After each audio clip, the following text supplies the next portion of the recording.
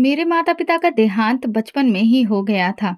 उस वक्त मैं सिर्फ 6 साल की थी और मुझे दुनिया का कुछ भी पता नहीं था। लोग रो रहे थे और मैं बस खाली आंखों से सबको देखती रहती थी। फिर मुझे मेरे चाचा के घर ले जाया गया। वो दिन मेरे लिए सबसे उदास दिन था, क्योंकि तब मुझे ये नहीं पता था कि असली अनाथ होना क्या होता है। ये तो माता-पिता के मरने के बाद ही समझ में आता है। चाची ने मुझे अपने बच्चों के साथ ही एक कमरे में सुला दिया। शुरू में सब कुछ अजीब लगा। नया माहौल, नए चेहरे और वो भी ऐसे जो मुझे अपनापन का एक शब्द भी नहीं देते थे। चाची की आंखों में मेरे लिए कोई नरमी नहीं थी। जब भी वो मुझसे बात करती थीं, उनकी आवाज में कठोरता और चेहरे पर नफरत होती थी। उनके 3 बच्चे थे, 2 बेटियां और 1 बेटा। वे उनके लिए सब कुछ थे और मैं उनके लिए कुछ भी नहीं। एक दिन चाची ने मुझसे कहा, "ये बर्तन धो और आंगन में साफ कर दे।" मैंने डरते-डरते कहा, "मेरा होमवर्क बाकी है।" उन्होंने तुरंत मेरे बालों को जोर से पकड़ा और बोली, "तेरी माँ मर गई है जो तू पढ़ाई के बहाने करेगी? जा, जो कहा है वो कर।" मेरी आंखों से आंसू निकल आए, लेकिन मैं कुछ ना बोल सकी। जब चाचा घर आते तो चाची अचानक प्यार की मूर्ति बन जाती। कहती, "नीता मेरी बेटी जैसी है। हमने इसे अपनी औलाद की तरह पाला है।" चाचा मुस्कुराकर सिर हिलाते और कहते, "ममता, तुम बहुत अच्छी हो।" चाची मुझे धमकी देती, अगर एक शब्द भी अपने चाचा से कहा तो जुबान काट दूंगी, जान से मार दूंगी, समझी? मैं छोटी बच्ची थी, लेकिन ये सब मुझे हर पल सहना पड़ता था। सुबह जल्दी उठकर झाड़ू लगाना, बर्तन धोना और फिर स्कूल जाना। लेकिन चाची कोशिश करती थी कि मैं स्कूल भी ना जा सकूं। फिर भी मैं पढ़ती रही। अक्सर किताबें मुझे फटे पुरानी हालत में ही मिलती थीं, जो चाचा की बेटियों की पुरानी होती थी। लेकिन मैंने हार नहीं मानी। एक दिन स्कूल में टीचर ने मुझसे पूछा, "नीता, तुम हर बार अच्छे नंबर कैसे ले आती हो?" मैंने नजरें झुकाकर कहा, "मैं मेहनत करती हूँ मैडम।" घर आते ही चाची चिल्लाने लगी, "क्या बताया तूने टीचर को कि हम तुझे परेशान करते हैं?" "नहीं, मैंने ऐसा कुछ भी नहीं कहा। चुप कर, ज्यादा जुबान मत चला।" फिर उन्होंने मुझे खूब पीटा, हाथ से, जूते से, और मैं रोती रही, लेकिन किसी ने मेरी नहीं सुनी। चाचा उस वक्त काम पर गए हुए थे। वो घर पर नहीं होते थे। जब वो आते तो फिर से चाची का वही ड्रामा, जैसे वो मेरी सगी माँ हो। चाची की बेटी नेहा भी मुझसे नफरत से देखती थी। वो मेरी हम उम्र थी, लेकिन खुद को बहुत ऊंचा समझती थी। अक्सर कहती, "अपनी औकात में रह, ये सब तेरा नहीं हमारा है।" मैं बस चुपचाप सहती थी। कभी कभी मैं अपने माँ बाप को याद करती और मन ही मन कहती, "मुझे भी अपने पास बुला लो।" लेकिन फिर ख्याल आता कि मुझे खूब पढ़ना है, अपने माँ बाप का नाम रोशन करना है और कुछ बनकर दिखाना है। शायद एक दिन ऐसा आएगा जब मेरा भी कोई होगा जो मेरे दर्द को समझेगा। एक दिन जब मैं आंगन धो रही थी, चाची चाय पीते हुए बोली, "देखो तो इसको, जैसे कोई मेहमान हो। मेरे भी कैसे नसीब हैं, एक अनाथ को पालना पड़ रहा है।" नेहा हंसकर बोली, "माँ, ये तो हमारी नौकरानी है।" मेरी आंखों में आंसू आ गए। आंगन धोने में मेरे हाथों में दर्द होने लगा था और बहुत थकान लग रही थी, लेकिन नींद फिर भी नहीं आई। चाची की आवाज, उनके ताने, उनकी धमकियां, सब कुछ कानों में गूंजता रहा। अगली सुबह सबसे पहले उठकर पानी भरा, कपड़े धोए, नाश्ता बनाया। चाची ने बैठे बैठे आवाज दी, "नीता, चाय में चीनी नहीं डाली तुमने?" मैंने धीरे से कहा, "डाली थी, शायद ठीक से घुली नहीं।" उन्होंने चाय की प्याली मेरी तरफ फेंक दी। गरम चाय मेरे हाथ पर गिरी। "झूठ मत बोल, बहाने मत बना।" मैं दर्द से करा उठी, लेकिन कुछ नहीं कहा, सिर्फ कुर्ते की आस्तीन नीचे करके फिर से काम में लग गई। हर दिन कोई न कोई नई बात निकलती। कभी साबुन ज्यादा लगाने का ताना, कभी रोटी सख्त होने की शिकायत।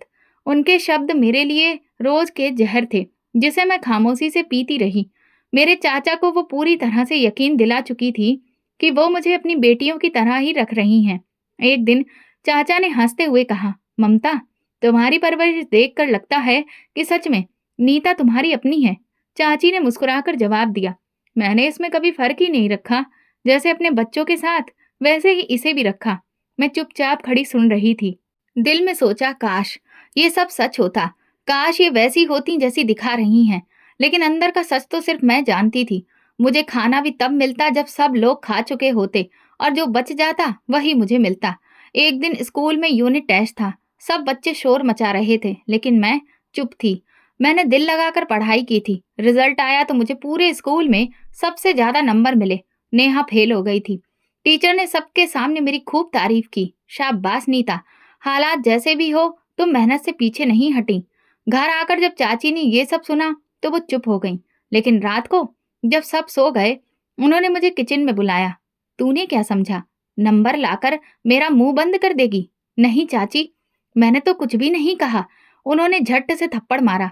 हमारी बेटी को तूने शर्मिंदा किया। लोग उसे बातें सुना रहे हैं। मैं बिस्तर पर लेट गई। उस रात मुझे नींद नहीं आई। अगले दिन स्कूल गई तो नेहा ने मेरी किताबें उठाकर फर्श पर फेंक दी। बहुत होशियार हो गई हो, समझती क्या हो खुद को? नेहा बोली। मैं बोली, मैंने कुछ नहीं किया, बस करो, मुझे ज्ञान मत दो। एक दिन स्कूल में निबंध प्रतियोगिता हुई जिसका टॉपिक था मेरी माँ। मैंने खाली कागज को घूरा। कुछ देर मेरी कलम रुकी रही, फिर दिल की बातें लिखने लगी। मेरी माँ मेरे सपनों में आती है। जब मैं रो रही होती हूँ तो वो मेरे बाल सहलाती है। जब भूख से मेरा पेट दुखता है तो वो मुझे अपनी गोद में उठाकर लिटा लेती है। मेरी माँ नहीं है, लेकिन उसकी खुशबू अभी भी मेरे अंदर है। मेरी टीचर ने जब वो निबंध पढ़ा तो उनकी आंखों में आंसू आ गए। मुझे पुरस्कार मिला। पूरे क्लास में मेरा निबंध मैडम ने खुद पढ़कर सबको सुनाया। उस दिन जब घर आई तो मेरी चाची ने मेरी कॉपियां फाड़ दी। बोली, ये सब झूठ है, तू अपने आप को मजबूर दिखाकर क्या हासिल करेगी? मैंने कहा, मैंने वही लिखा जो सच है। चाची ने गुस्से में मेरी सारी कॉपियां जला दी। नेहा दरवाजे के पीछे खड़ी हंस रही थी। ये सब कुछ मेरे दिल में बसता जा रहा था।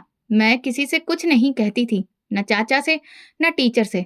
मेरी चाची की दोनों बेटियां, नेहा और सोनिया का व्यवहार मेरे साथ दिन ब दिन और भी बुरा होता जा रहा था। सुबह स्कूल से आते ही वे अपने जूते और यूनिफॉर्म मेरे आगे फेंक देती। नीता, ये धो देना, कल मुझे पहन कर जाना है। मैं उन्हें धोकर प्रेस करती, लेकिन कभी कभी वे मुझे थैंक यू भी नहीं कहती। उल्टा अगर कोई दाग धब्बा बाकी रह जाता तो कहती, तुम हमारी नौकरानी हो और तुम्हें अपनी नौकरी भी ढंग से नहीं आती। एक दिन मैं आंगन में कपड़े धो रही थी और साथ में झाड़ू भी लगा रही थी। तभी नेहा बाहर आकर बोली, नीता, मेरे बालों को पोंछ, मुझे जल्दी बाहर जाना है। मैंने कहा, अभी आंगन में पानी भरा है, कपड़े भी धोने को बाकी हैं। वो जोर से चिल्लाई, तुम्हारे ये सारे काम बाद में भी हो सकते हैं, मेरे बाल पहले हैं। सोनिया ने पीछे से कहा, नेहा, इससे इज्जत से बात मत किया करो, इज्जत के काबिल ही नहीं है ये। मैं चुपचाप बालों का तौलिया लेकर उसके पीछे चल दी, लेकिन उनकी बातें मेरे दिल पर लगती रहीं। इसी दौरान रजत, जो मेरी चाची का बेटा था, कमरे से निकला। उसने ये सब सुन लिया था। नेहा, ये तुम क्या कर रही हो? रजत ने पूछा। नेहा चौंक गई। भैया, ये हमारी नौकरानी है या बहन? हर वक्त मुंह बनाकर रखती है। रजत ने कहा, ये तुम्हारी बहन है, भले ही सगी नहीं, लेकिन ये हमारे पिता के घर में रहती है। इसकी इज्जत तुम्हारी इज्जत है। नेहा का मुंह बन गया, लेकिन वो कुछ नहीं बोली। मैं हैरान थी, पहली बार किसी ने मेरे अधिकार में आवाज उठाई थी। एक और दिन शाम को सब लोग टीवी देख रहे थे। चाची ने कहा, नीता, चाय बनाकर ला। मैं किचन में गई, चाय बनाकर लाई। सोनिया ने कप देखते ही कहा, ये कप तो मुझे पसंद नहीं, बदल के लाओ। मैं वापस गई, दूसरा कप लाई। इतने में चाची बोली, कितनी देर लगती है, जैसे कोई एहसान कर रही हो। उसी पल रजत कमरे में आया। उसने कहा, माँ, आप सब कुछ नीता से ही करवाती हैं, कभी खुद भी चाय बना लिया करें। चाची ने गहरी नजर से उसे देखा। क्या मतलब है तुम्हारा?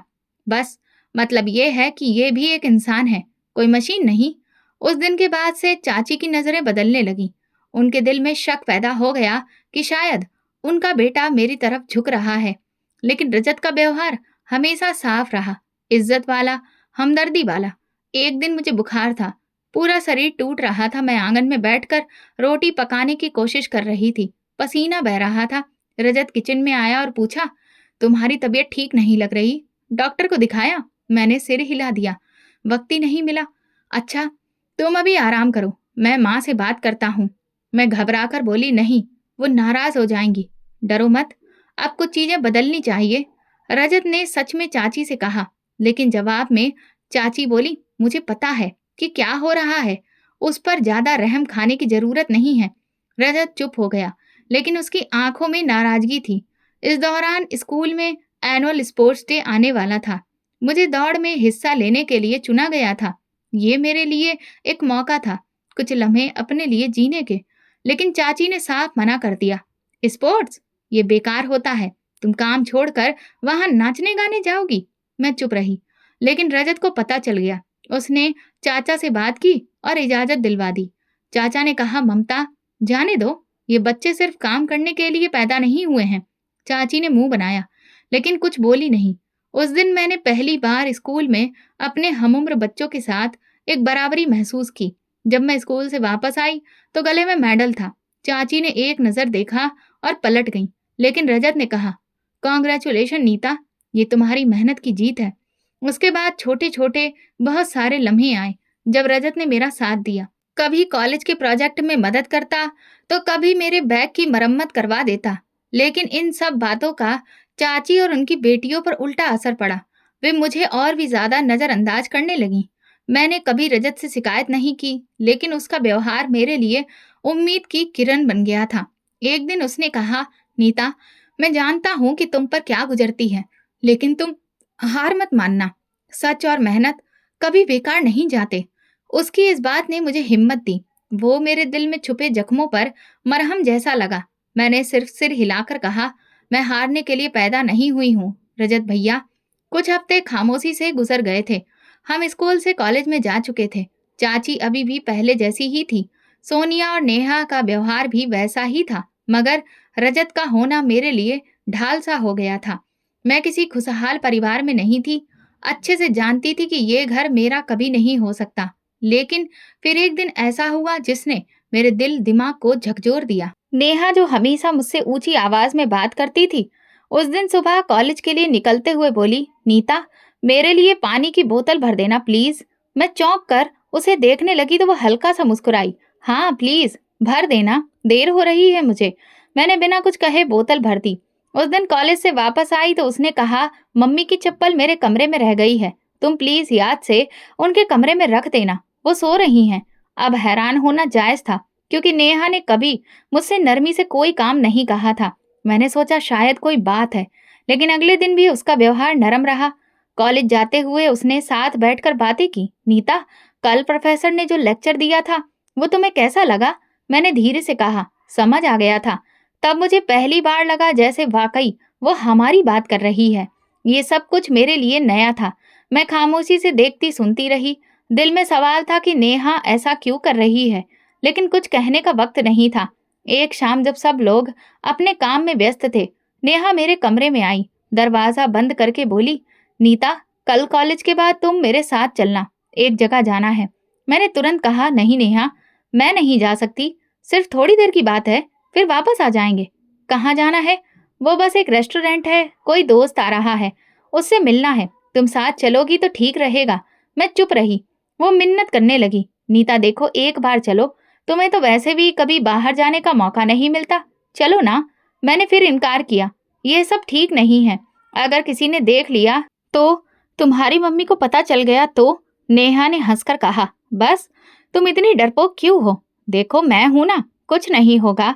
काफी देर तक वो मिन्नत करती रही और मैं मजबूरी में मान गई, लेकिन मुझे डर लग रहा था। इस वक्त नेहा के व्यवहार में आया बदलाव और बार बार की मिन्नत ने मुझे कमजोर कर दिया। अगले दिन हम कॉलेज से सीधे एक महंगे रेस्टोरेंट गए। वहां पर एक नौजवान पहले से मौजूद था। जैसे ही नेहा ने उसे देखा, उसके चेहरे पर चमक आ गई। मैं एक तरफ खड़ी रही और वो लड़का और नेहा आपस में बातें करने लगे। मुझे तुरंत एहसास हो गया कि ये कोई मामूली मुलाकात नहीं थी। उनकी बातों का अंदाज और जिस तरह से वो एक दूसरे को देख रहे थे, वो कुछ अलग था। मैंने नेहा को हाथ से इशारा किया और कहा, ये सब गलत है, तुम्हें ऐसा नहीं करना चाहिए। उसने मेरी तरफ देखे बिना कहा, तुम्हें क्या दिक्कत है, तुम चुपचाप बैठो। मैंने कहा, नेहा, ये तुम्हारी जिंदगी है, लेकिन इस तरह की हरकत तुम्हारे लिए अच्छी नहीं। अगर चाची को पता चला तो? तभी नेहा ने मेरी तरफ देखा और गुस्से में बोली, तुम कैसे बताओगी? अगर तुमने एक शब्द भी कहा तो मैं सबके सामने कहूंगी कि तुम उस लड़के से मिलने गई थी।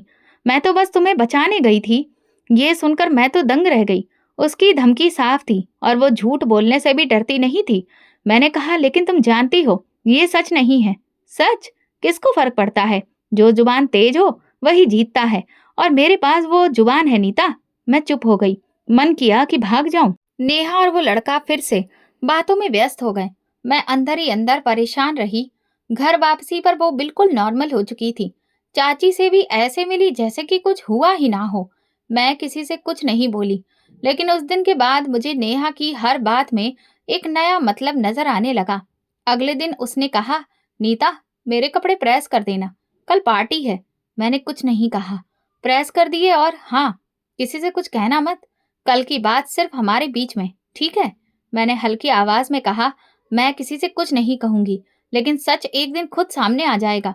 नेहा जोर से हंसी। सच? ये दुनिया सच नहीं देखती, सिर्फ कहानियां सुनती है और मैं अपनी कहानी खुद लिखती हूँ। वो हंसकर चली गई और मैं सोचती रही, क्या वाकई में सच के साथ चलकर मैं कभी जीत सकूंगी या फिर हमेशा ऐसे ही सबके हाथ की कठपुतली बनी रहूंगी। लेकिन अंदर कहीं एक यकीन था। उस दिन नेहा का लहजा और चाल ढाल कुछ और ही हो गए थे। अब वो खुद को मुझसे बेहतर ही नहीं बल्कि काबिल समझने लगी थी। वो हर बात पर जताती थी कि मेरी कमजोरी उसके हाथ में है। घर में जब भी कोई काम होता, सबसे पहले वो मुझे आवाज देती, नीता नीचे आओ, झाड़ू लगाओ, मेहमान आने वाले हैं। और अगर मैं व्यस्त होती तो चाची से शिकायत कर देती, माँ ये फिर से देर कर रही है। चाची उसकी बात पर हमेशा यकीन करती। वो समझती थी कि नेहा अब संभल गई है, बहुत बात मानने वाली हो गई है, जबकि सच्चाई में वो अब और ज्यादा चालाक हो गई थी।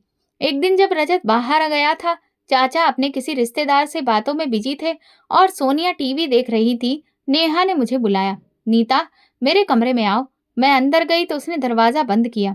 मैंने तुम्हें पहले ही कहा था चुप रहो, मगर तुम आजकल कुछ ज्यादा ही हिम्मत दिखा रही हो। मैंने कहा कि मैंने किसी से कुछ भी नहीं कहा है और ना कहूंगी। बेहतर यही है, वरना तुम जानती हो अंजाम क्या होगा। मैंने उसकी आंखों में आंखें डालकर कहा, नेहा तुम जो भी कर रही हो ज्यादा देर छुपेगा नहीं। हर चीज की एक हद होती है। एक दिन सच खुद बोलने लगता है। वो चौंक गई। शायद पहली बार मेरी जुबान से ऐसी बातें सुनी थी।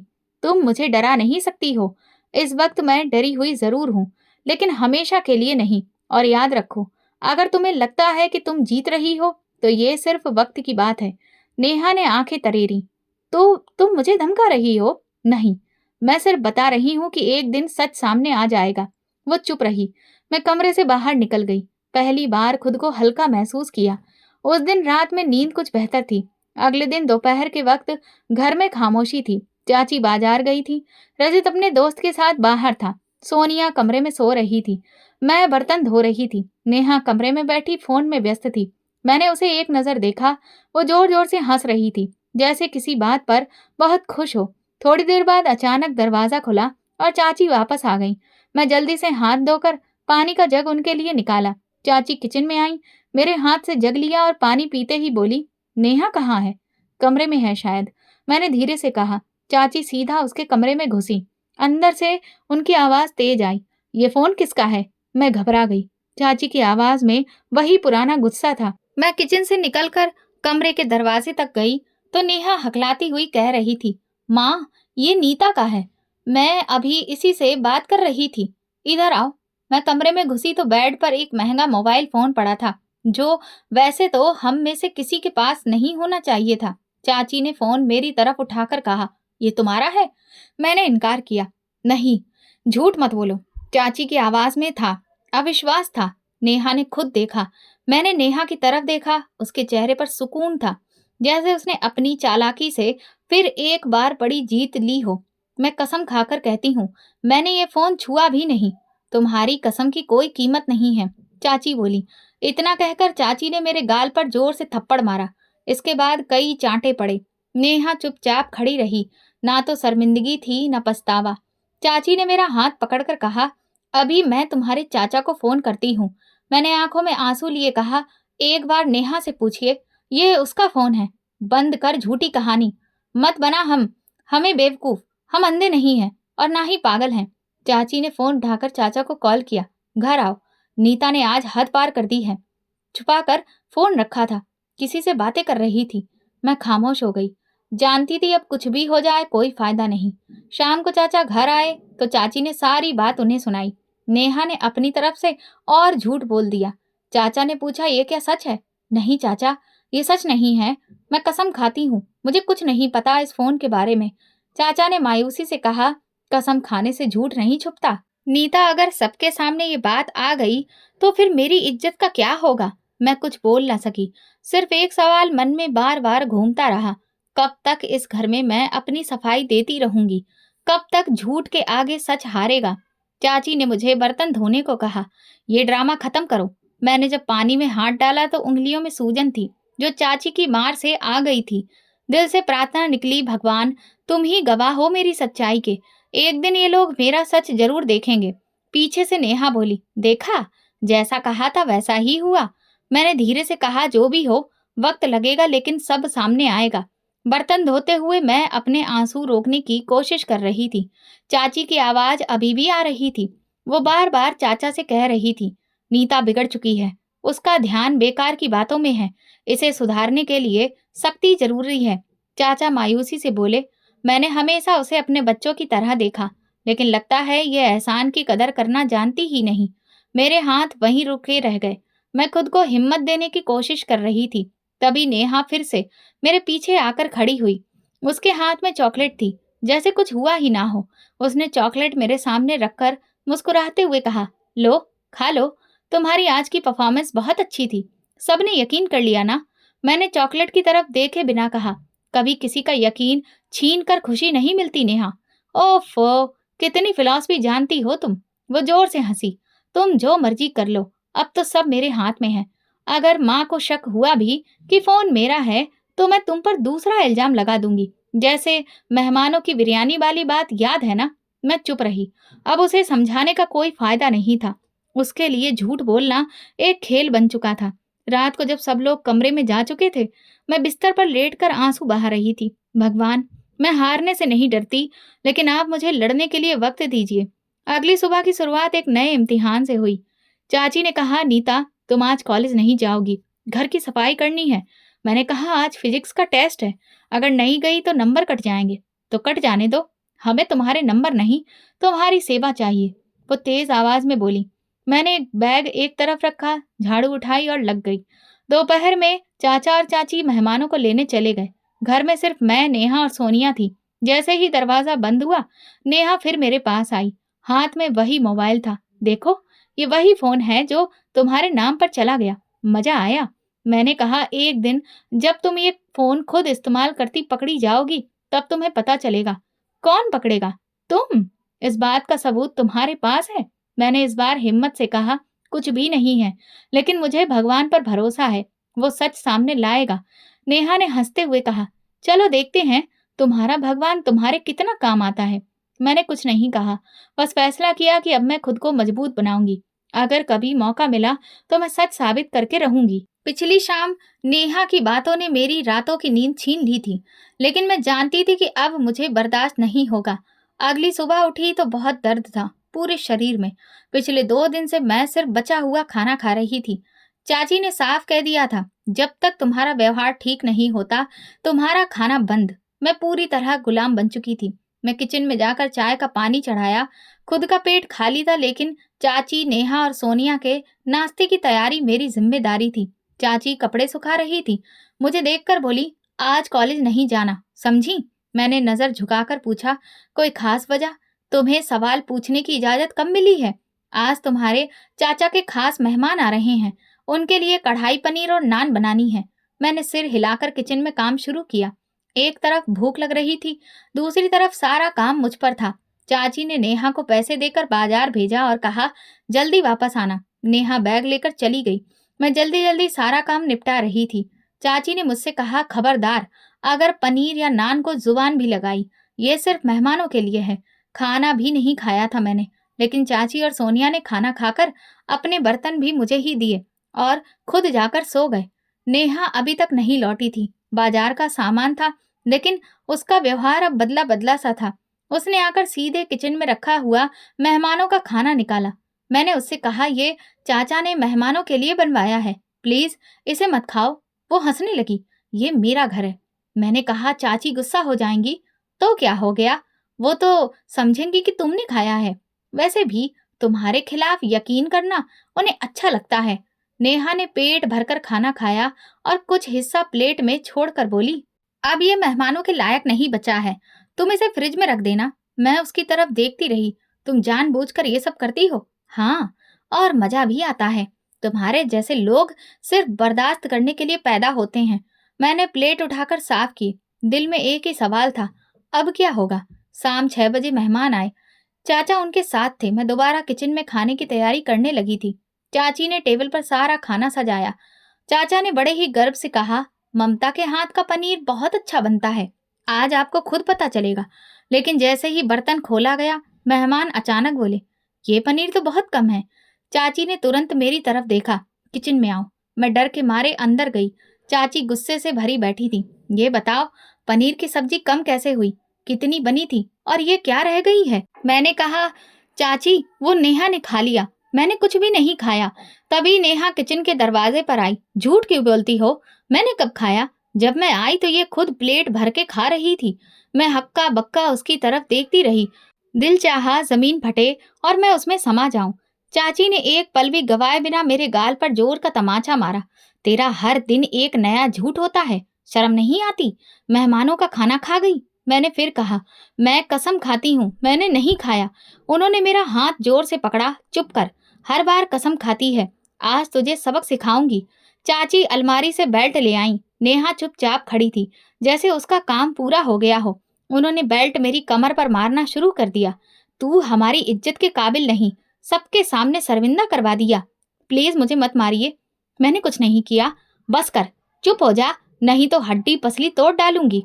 बेल्ट की चोटें एक एक करके मेरी पीठ पर पड़ती रहीं। मैं जमीन पर बैठ गई।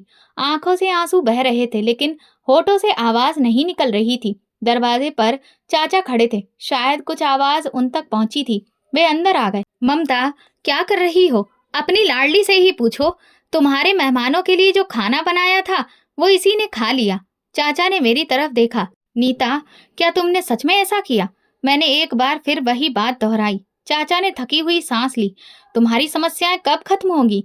हम तुम पर कैसे भरोसा करें जब हर बार तुम पर ही इल्जाम लगता है?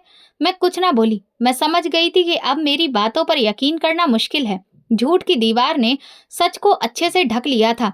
चली जा यहाँ से, अब शक्ल मत दिखाना। मेहमानों को मैं संभाल लूंगी, तू चुपचाप कमरे में पड़ी रह। मैं कमरे में बिस्तर पर जाकर गिरी। शरीर में बहुत तकलीफ थी और दिल की हालत भी खराब।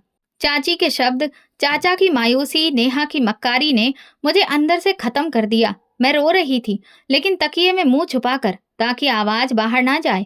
बार बार जब मैंने सफाई दी, किसी ने भरोसा नहीं किया। मैं सिसकते हुए बोली, हे भगवान, आखिर कब तक मैं बर्दाश्त करूं? क्या मेरा अनाथ होना गुनाह है? मैं कभी किसी का बुरा नहीं चाहा, तुम सब जानते हो। एक दिन सबके सामने सच्चाई आएगी। मेरी आवाज तेज हो गई।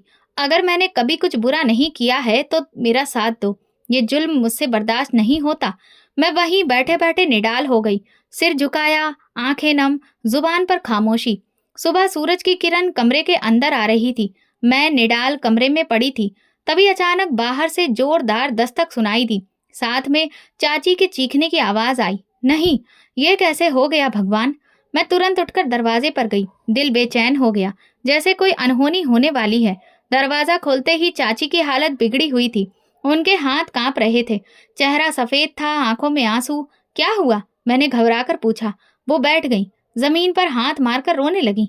रजत और तुम्हारे चाचा दोनों का एक्सीडेंट हो गया है। वो ऑफिस के लिए निकले थे, मोटरसाइकिल पर जा रहे थे, सामने से ट्रक आ गया।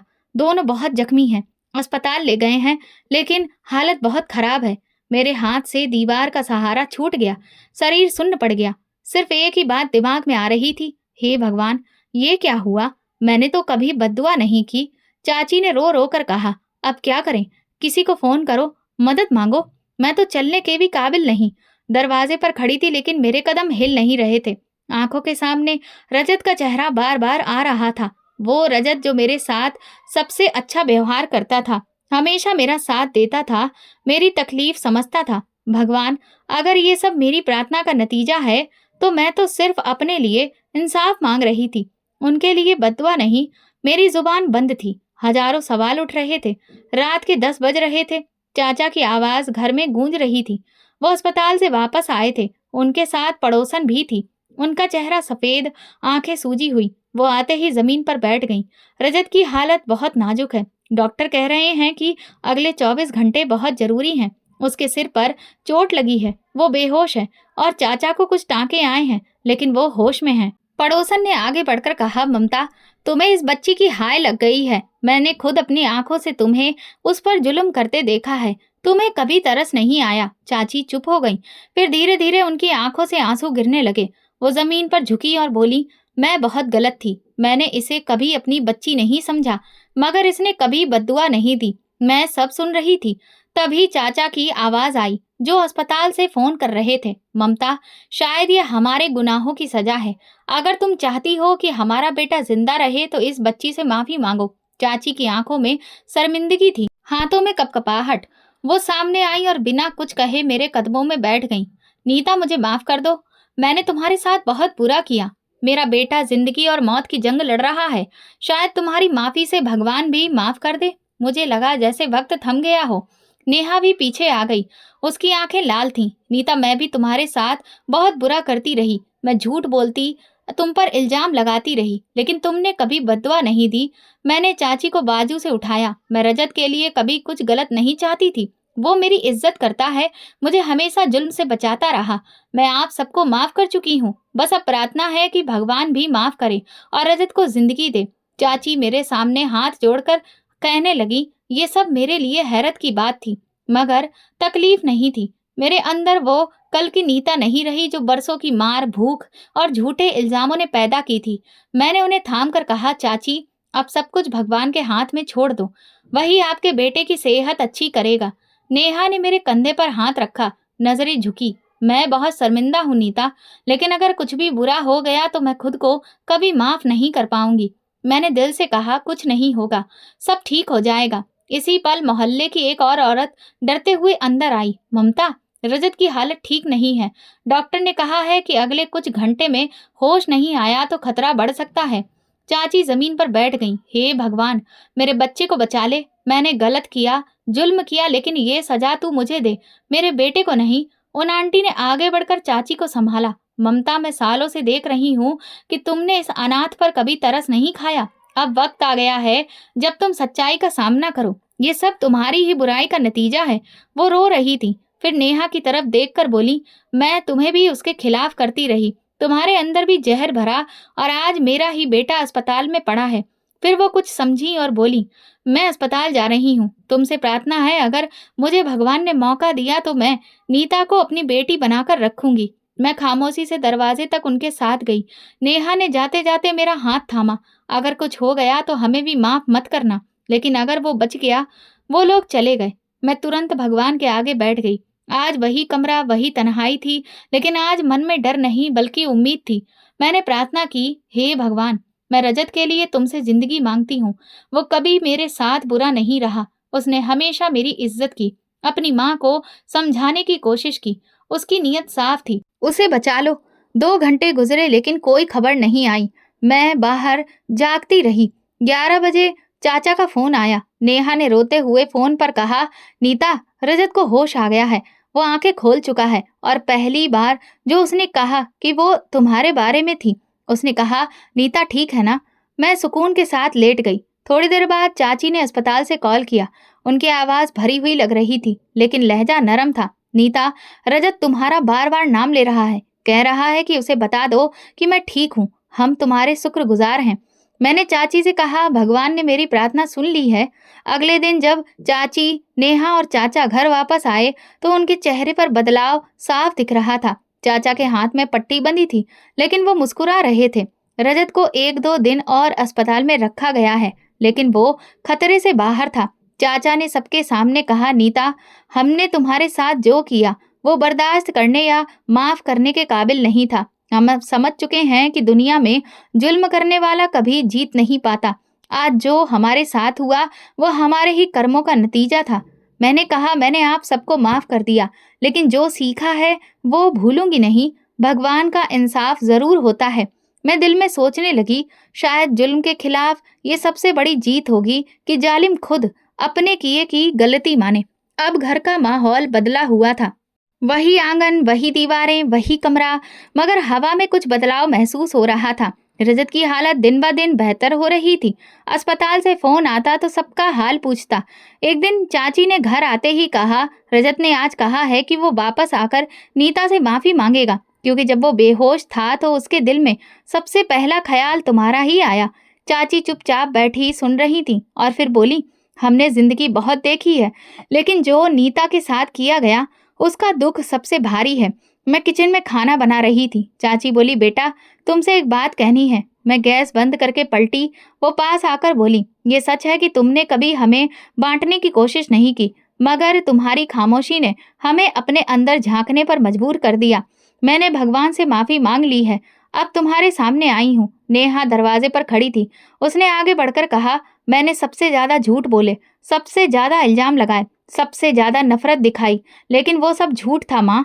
वो फोन भी मेरा ही था। पनीर की सब्जी और नान भी मैंने ही खाए थे। रेस्टोरेंट भी मैं ही गई थी।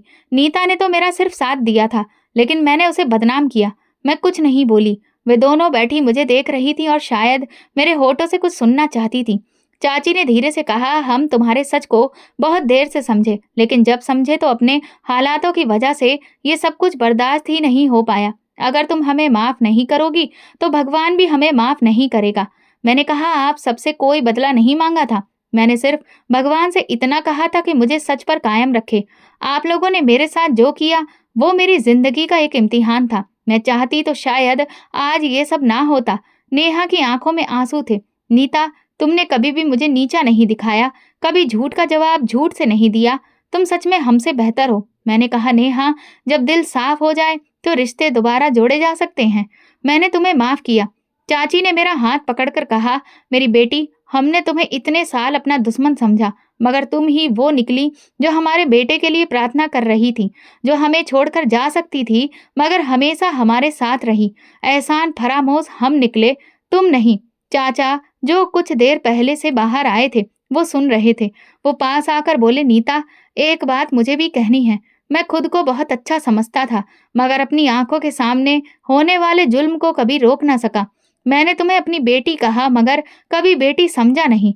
आज मैं तुम्हारे सच के आगे सर झुकाता हूँ। मैंने उनका हाथ पकड़ा और कहा, चाचा, आपने कभी भी मुझ पर हाथ नहीं उठाया, बस नरमी से पूछा था। यही मेरे लिए काफी था।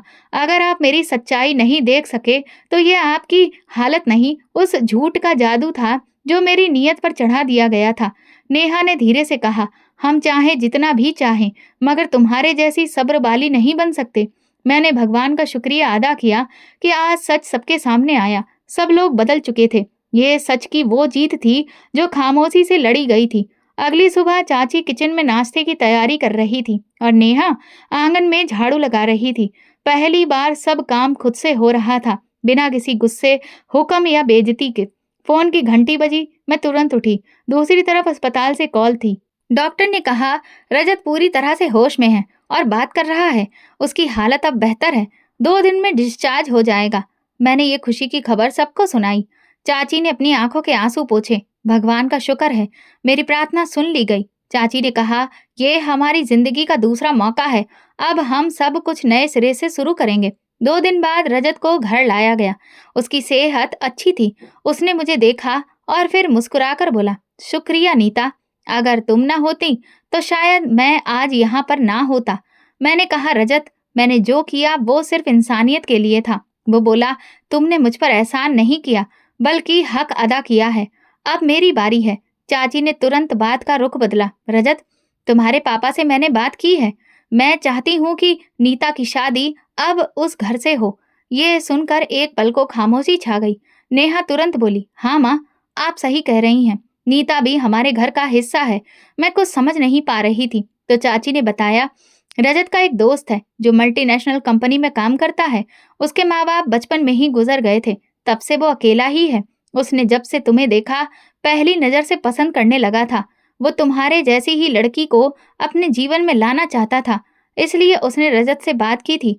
जब हमें ये पता चला तो हमने मना कर दिया था, लेकिन अब हम चाहते हैं कि तुम्हें वो सब मिले जिसके तुम काबिल हो। रजत के उस दोस्त से तुरंत बात की गई। कुछ हफ्तों में ही हमारी सगाई और फिर शादी हो गई। जब मैं विदा होकर उसके घर पहुंची तो ऐसा लगा जैसे पहली बार कोई घर मेरा है, जैसे मैं वाकई किसी की बेटी थी और मुझे विदा किया गया था। आज लग रहा था कि जैसे मैं किसी की जिंदगी का सुकून हूँ। शादी के बाद मेरी जिंदगी का वो दौर शुरू हुआ जिसके बारे में मैंने कभी सोचा भी नहीं था। जब मैं पहली बार अपने पति के साथ चाचा के घर मिलने आई तो उन्होंने अपने हाथ से पहली बार मेरे लिए नाश्ता बनाया। वो कहने लगे, मैं तुम्हें अपनी सबसे प्यारी बेटी समझता हूँ। रजत मेरे पास आया और कहने लगा, तुम खुश तो हो ना? मैंने उसका हाथ पकड़कर कहा, सच कहूँ तो तुमने अपने भाई होने का फर्ज निभाया। मैं अपने पति के साथ वो जिंदगी जी रही हूँ जो मैंने सपने में भी नहीं सोची थी। तुम वो मिसाल हो जिसे लोग याद रखेंगे। एक रात जब मैं डायरी लिख रही थी तो मेरे पति रवि ने मुझसे पूछा, क्या लिख रही हो? मैंने कहा, बस जिंदगी का फलसफा। अभी तो कहानी बाकी है ना। ना किसी पर जुल्म करो, क्योंकि वक्त सबके साथ बराबर होता है। अगर आज मैं जीत गई हूँ तो इसलिए नहीं कि मैं मजबूर थी, बल्कि इसलिए कि मैंने सच और सब्र का रास्ता नहीं छोड़ा। ये वो अंजाम था जिसमें सबक भी था, सुकून भी और नई शुरुआत की उम्मीद भी। तो दोस्तों, अगर आपको हमारी कहानी पसंद आई है तो प्लीज कमेंट करके जरूर बताइए और इस वीडियो को लाइक करें और ज्यादा से ज्यादा शेयर करें। अगर आप चैनल पर नए हैं तो सब्सक्राइब जरूर करें और नोटिफिकेशन बेल को दबाएं ताकि अगली अपडेट सबसे पहले आपको मिले। धन्यवाद।